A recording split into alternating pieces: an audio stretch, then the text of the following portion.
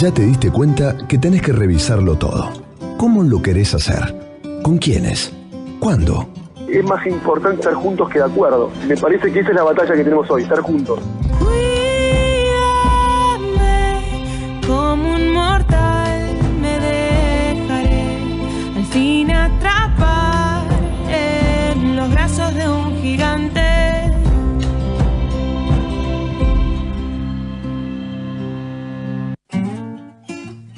El estudio, que se hizo en 195 países a lo largo de 27 años, llegó a la conclusión de que una dieta mala o inadecuada mata a más personas que el consumo de tabaco o la presión alta. 1 de cada 5 muertes están asociadas con el consumo de alimentos poco saludables. La tecnología, la información, el uso y relacionamiento de los datos deberían ayudarnos para alimentarnos mejor. Erika Stacy es ingeniera en tecnología de alimentos, es directora en el INTI, así que vamos a hablar con ella sobre lo último que hay en tecnología, la tecnología que usa el Bitcoin, la posibilidad de usar una nueva plataforma donde están todos los datos y se empiezan a cargar, que es blockchain, para que nos cuente cómo aplicar todo esto a la distribución, a la producción y a la compra finalmente de los consumidores de los alimentos. Hola Erika, muy buen día, ¿cómo estás? Hola Sergio, ¿cómo estás? Bien, muy bien. En Europa parte de esto ya está sucediendo. ¿Nos contás un poco de qué va? Sí, bueno, a ver, vamos a ubicarnos un poquitito en lo que es un sistema alimentario, ¿sí? Dentro de un sistema tenemos muchos eslabones que van desde el productor, el distribuidor, aquel que industrializa los alimentos y luego aquel que los reparte para poder llegar a un supermercado, por ejemplo, y ahí es donde el consumidor los adquiere. Así es. ¿Sí? Entonces, dentro de ese sistema, que es un sistema bastante complejo, y donde participan, muchos eslabonamientos y muchas personas involucradas dentro de este sistema, ocurren determinados procesos para que estos alimentos sean transformados y llegados a la mesa. Bien, la idea de las tecnologías de digitalización es que esta información esté sistematizada, ¿sí? Poder conocer por cada uno de nosotros cuál es el camino que recorrió ese alimento que hoy llegó a la mesa desde el momento inicial en el cual se produjo. Bueno, así es como empiezan a surgir en muchos países y Argentina no está alejada de eso, porque yo les voy a dar un ejemplo. ¿Vieron los códigos de barras, por ejemplo, que nosotros tenemos en todos los productos, sí, que adquirimos? Sí. Eso es digitalización, eso nos brinda muchísima información. Por ahora nos sirven para conocer en algunos supermercados los precios, ¿no? Cuánto cuesta una botella de vino, una caja de arroz, ¿no? Exacto, pero la misma tecnología es la que se está utilizando, digamos, tanto código de barras como pueden ser también códigos QR, se está utilizando para brindar otro tipo de información. Hay una tendencia a nivel mundial donde los consumidores quieren saber cada vez más acerca del producto que están comiendo. Por ejemplo, dónde se produjo, bajo qué condiciones se produjo, por ejemplo, si es un alimento cárnico, si tuvo bienestar animal, cómo se trató ese alimento, cuánta agua se utilizó, qué tipo de energía, si se hizo, por ejemplo, con energías renovables. Entonces, todo lo que son los procesos de digitalización podrían permitirte, a vos, a mí, a todos nosotros, saber un poquitito más. Por ejemplo, mira, yo te voy a dar un caso en el cual estuvimos trabajando bastante y es la implementación de un código QR a través del cual uno con un simple celular puede escanear este código y que aparezca en la pantalla del teléfono todo lo que es la composición nutricional, ¿sí? Vos así podrías visiblemente en muy poquitito tiempo saber cuánto estás consumiendo de proteínas, cuánto estás consumiendo de grasa. Por otro lado, todo lo que es vinculado a la salud, por ejemplo, si una persona tiene una determinada intolerancia o es alérgica a un determinado componente, poder saberlo de forma fácil. Y además, permite también la digitalización, algo muy importante, ser implementado para personas no videntes, porque hoy los teléfonos celulares permiten la adaptación, ¿sí?, por voz. Entonces vos podés escanear simplemente un código y el teléfono te puede ir leyendo los componentes que tiene este alimento. Escuchamos con mucha atención, nos interesa muchísimo y nos parece que esto es necesario saberlo, aprenderlo entre nosotros, apropiarnos, ¿no? Estamos con Erika Stacey, que es ingeniera en tecnología de alimentos, y además está en el INTI. Vamos a hablar en un rato también de otros proyectos. ¿Qué tal, Erika? Juan Roax te saluda. Hola, Juan, ¿cómo estás? Buen día. Muy bien, buen día. Te estamos escuchando y hasta ahora un poco, bueno, de lo que acabas de plantear, tiene que ver con un poco lo que también nos encontramos en algunos etiquetados, ¿no? En algunas etiquetas, digo, cuánta proteína tiene, cuánto sodio. Ahora, a su vez, está el deseo o se puede implementar esta idea de hacer otro tipo de seguimiento de cómo se produjo. Digo, y esto, por ejemplo, Sergio nos contaba cuando empezamos con la nota de que en Francia o en Estados Unidos, en el mundo, se está empezando a implementar. Se está empezando a implementar donde la información aportada tiene que ver con, por ejemplo, si se usaron energías renovables, limpias, o sea, ¿hay características de sustentabilidad en la información brindada? Sí, totalmente. O sea, la tendencia es a nivel mundial ir hacia lo que es el blockchain, que el blockchain en sí por su palabra misma lo que hace es garantizar en las cadenas de suministro todo lo que está vinculado a la responsabilidad, la trazabilidad y la calidad, pero dentro de los sistemas, ¿sí? Todo esto se simplifica en la administración de una red de datos compleja donde están integrados cada uno de los eslabones que han participado. Y les voy a dar otro ejemplo, quizás o sea como para llevarlo más a la realidad, pero nosotros producimos muchos alimentos orgánicos, entonces uno podría a través justamente de las herramientas digitales escanearlo, obtener un video, saber cómo se produjo ese alimento, quién es que lo produjo y en nuestro país, por ejemplo, en qué localidad, en qué ciudad, en qué pueblo y bajo qué condiciones. Eso también nos ayudaría. ¿Estás ahí, Stacey? Sí, Erika. Sí, pensé que se había cortado. Eso sí, también nos ayudaría a repensarnos en cómo distribuimos los alimentos. Compro una manzana y me voy a dar cuenta si está viniendo de Neuquén o si viene del primer cordón. ¿Cómo lo hacemos? Si está trabajando ahí un niño o no, si las personas que están cultivando o recogiendo las manzanas están felices o no.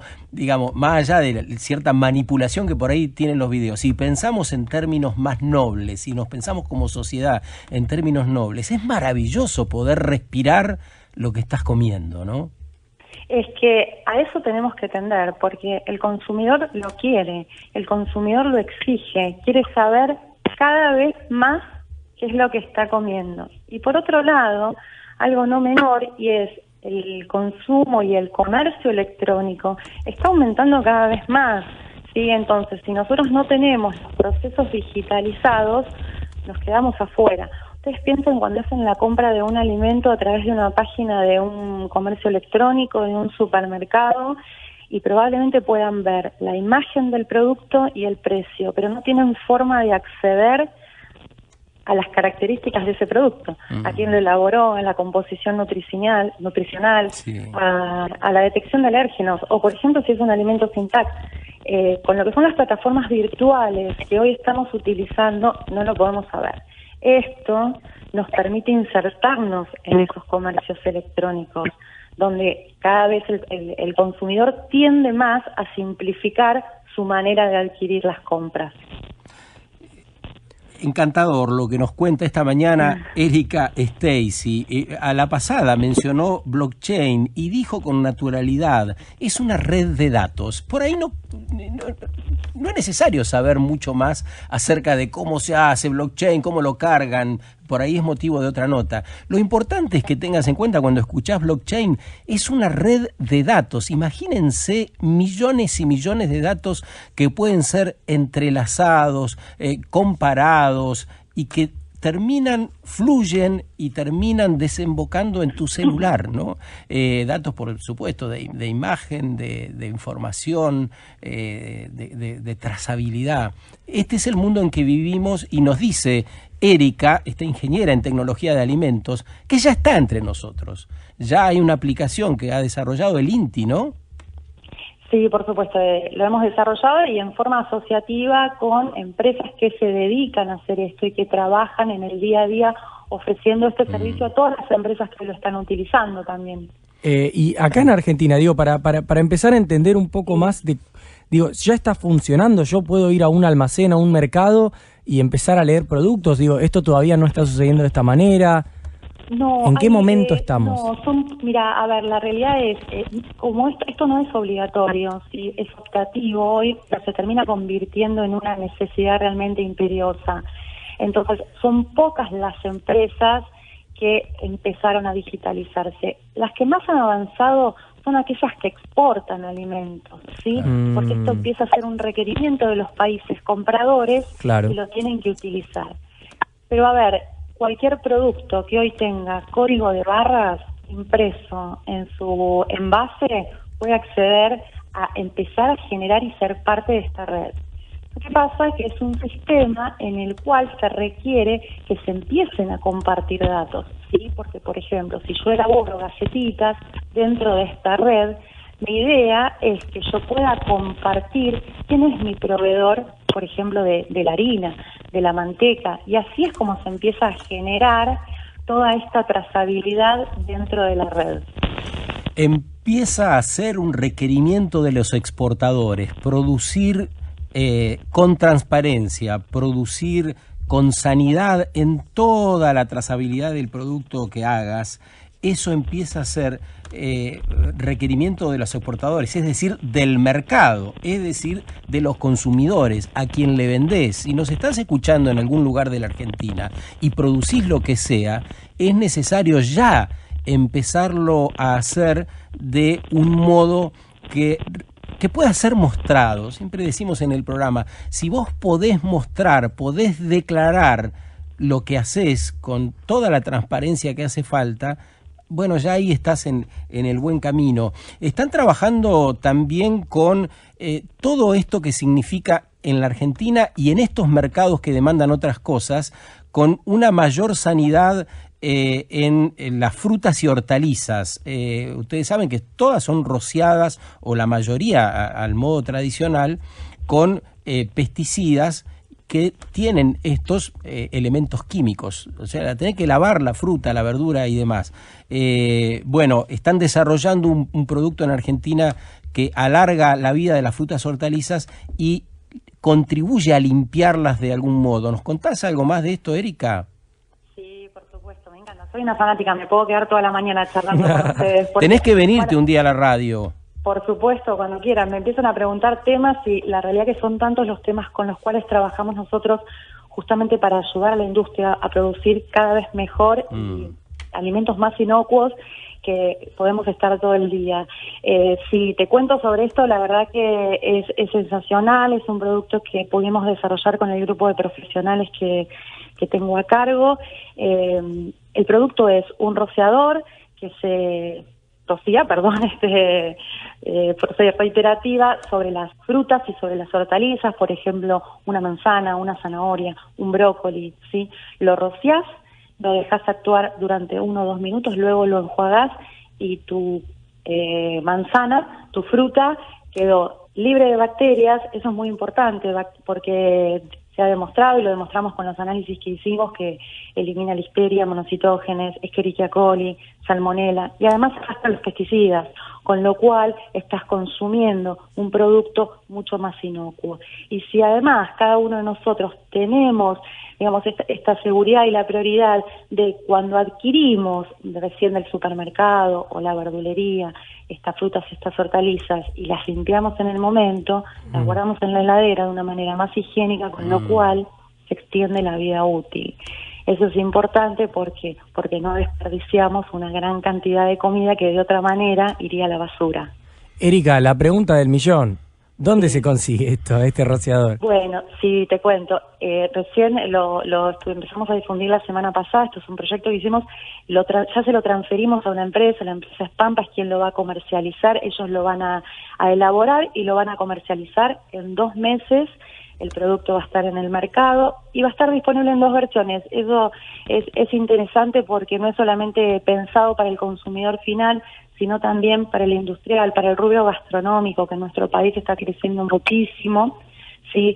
Entonces va a venir una versión un poquitito más concentrada para que justamente el sector industrial lo pueda diluir, y un producto listo para usar que va a estar puesto en las góndolas del supermercado y lo van a tener que encontrar con las verduras. Ojo.